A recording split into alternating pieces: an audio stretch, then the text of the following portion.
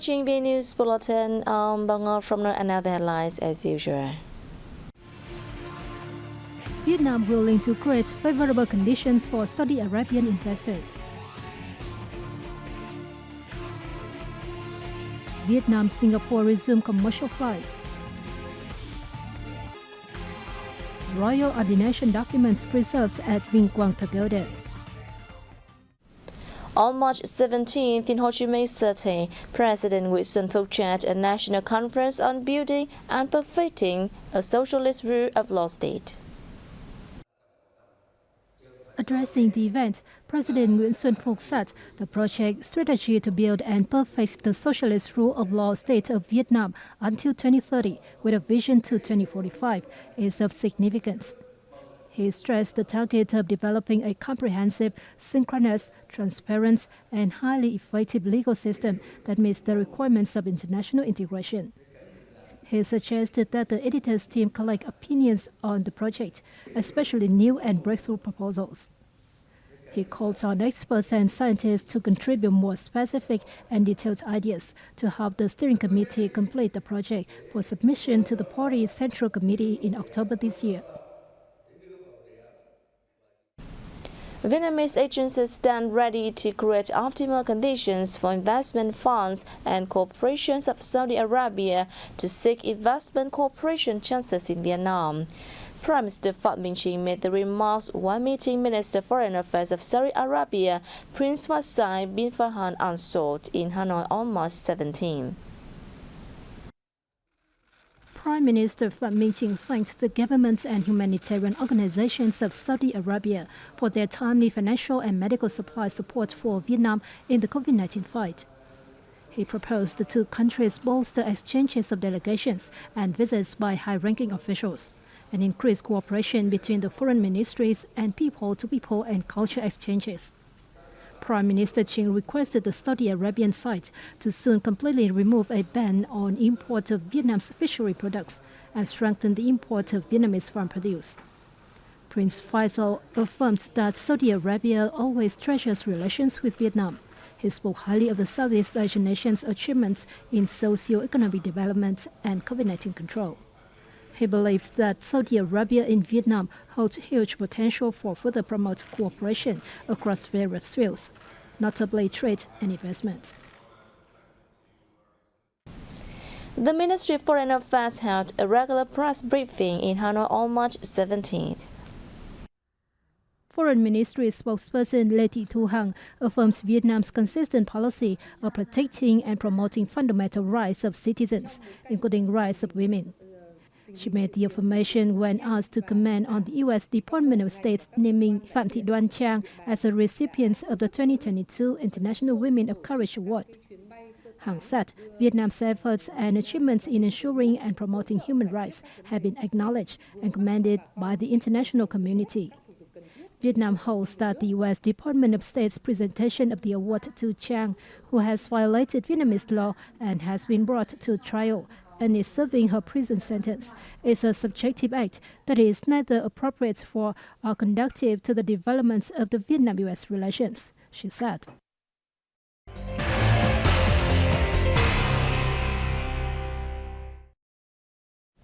Germany media on March 16th reported that Vietnam has removed quarantine requirements for foreign arrivals in an effort to facilitate the country's tourism, which bore the brunt of COVID-19. Date or Time and other newspapers reported that foreign tourists only need to test negative for COVID-19 using RT-PCR method within 72 hours or rapid antigen test within 24 hours before departure. Those who do not test before arriving in Vietnam must take a test within 24 hours and may leave their accommodations only if their results turn negative. Stuttgart newspaper on the same day recommended tourists travel to Vietnam for a month-long bicycle ride across the country, which boasts diverse landscapes of forests, mountains, beaches, and rice paddies. It also highlighted the Ho Chi Minh Trail, which is favored by tourists opting for scooters or coaches. Vietnam Airlines commercial flights between Vietnam and Singapore resumed on March 16th, creating favorable conditions for regular travel between the two countries. Changi International Airport's Terminal 3 on the morning of March 16th. This Vietnam Airlines' first flight after a long hiatus due to COVID-19, departing from Singapore for Vietnam. Damien de Villiers is a Singaporean national and after visiting Vietnam many times has fallen in love with the country. For him, Vietnam is an amazing place to visit with beautiful landscapes and he has to discover everything. He booked a ticket as soon as he heard about the reopening of commercial flights between two countries on March 16th.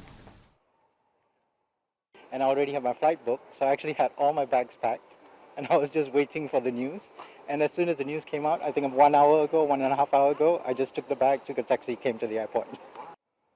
Tan Chin Hop is a Singaporean businessman and his company has an office in Vietnam. He has waited for this flight for 2 years so he can return to Vietnam. This morning I came to the airport to intend to change my flight. And I got the good news, that they already opened up without any restriction. Today is a big day for the aviation sector in general and for Vietnam Airlines in particular, after a 2-year hiatus. This is the first commercial flight to Vietnam where passengers will not need to quarantine upon arrival. We have also welcomed our first fully vaccinated Vietnamese tourists to Singapore.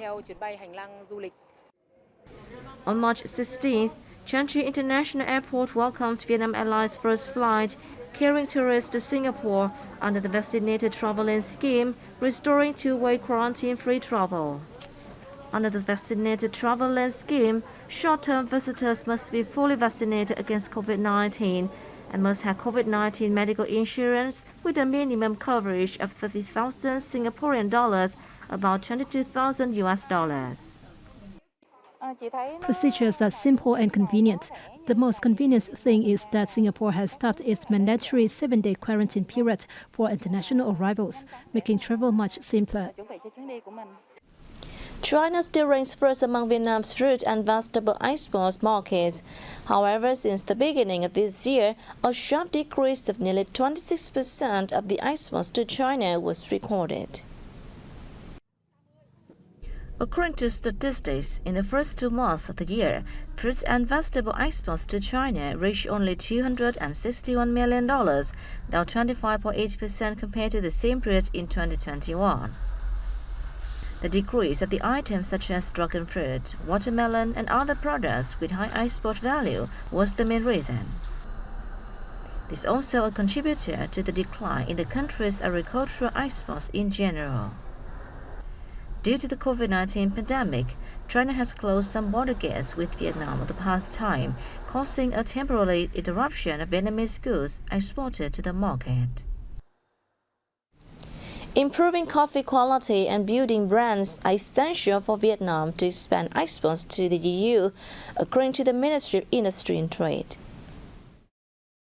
The EU is the biggest importer of Vietnamese coffee, accounting for more than 16% of Vietnam's total coffee export. The Vietnam-EU Free Trade Agreement, or EVFTA, which removed 93% of tariffs, opened significant opportunities for Vietnamese coffee, according to the Ministry of Industry and Trade, adding that coffee was also among 39 geographical indications of Vietnam that EU committed to protect under the EVFTA. Vietnam and Brazil, two major coffee exporters, both have trade agreements with the EU, meaning that both enjoyed preferential tariffs when exporting coffee into the EU. However, Brazil mainly supplied Arabica coffee, while Vietnam focused on Robusta. The ministry said that the potential for coffee export to the EU was considerable, thanks to the increasing demand of processed and high-quality coffee. As the export of Vietnam's timber and wooden products posted positive signs in the first 2 months of 2022, many firms are increasing capacity to meet the schedule of orders until the end of this year's second quarter. According to the General Department of Vietnam Customs, timber and wooden exports were estimated to fetch $2.6 billion in the first 2 months, surging 15.5% year-on-year. Of the amount, shipments of wood products hit $2 billion, up 11.8% from the same period last year.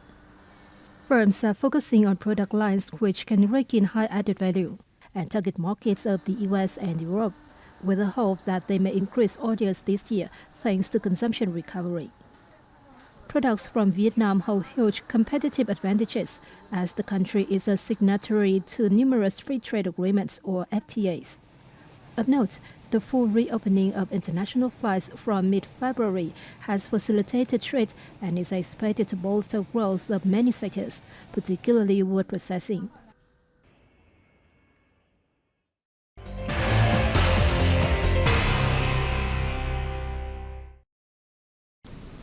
Hanoi has nearly completed all preparations for the upcoming 31st Southeast Asian Games SEA Games 31. As scheduled, Hanoi will host 18 sports events of SEA Games 31 in 15 localities. The city has basically completed the upgrading of all infrastructure works serving the events. The city has coordinated with the Ministry of Public Security and Ministry of Transport to ensure security and transport activities for the Games. A plan on COVID-19 prevention and control is also being finalized. The opening ceremony of SEA Games 33rd is an important event which requires the city to ensure best preparations for it. The 31st SEA Games theme for Stronger Southeast Asia will run in Hanoi and 11 neighboring localities. It will feature 40 sports with 526 events and expect to attract around 10,000 participants. Hoi An, ancient town in Quảng Nam province, will hold its very first hot air balloon flights during a festival taking place on March 25th and 26th at Sông Hoa Square. The festival will showcase 17 hot air balloons of all colors and sizes. In particular, from 7 p.m. to 8 p.m. on March 25th, the Night of Flowers program will feature gas and flames being funneled into balloons, making them shine like giant lanterns. All the activities will also be held to create an unforgettable experience for visitors. This is one of the series activities to welcome in the National Tourism Year Quảng Nam 2022.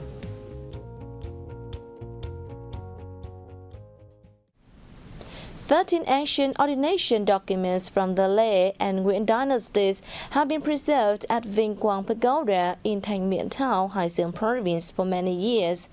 Join us to take a look.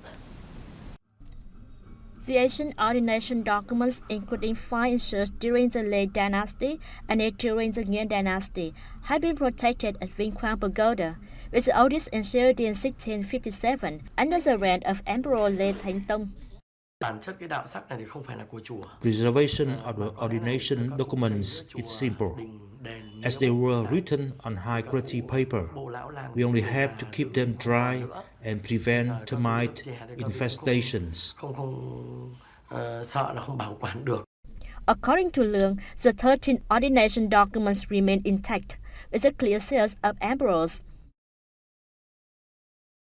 At a meeting with officials from the village and town at the beginnings of the year, the abbot of Vinh Quang Pagoda said the ordination documents are being safely housed and he hopes local people will help in preservation efforts.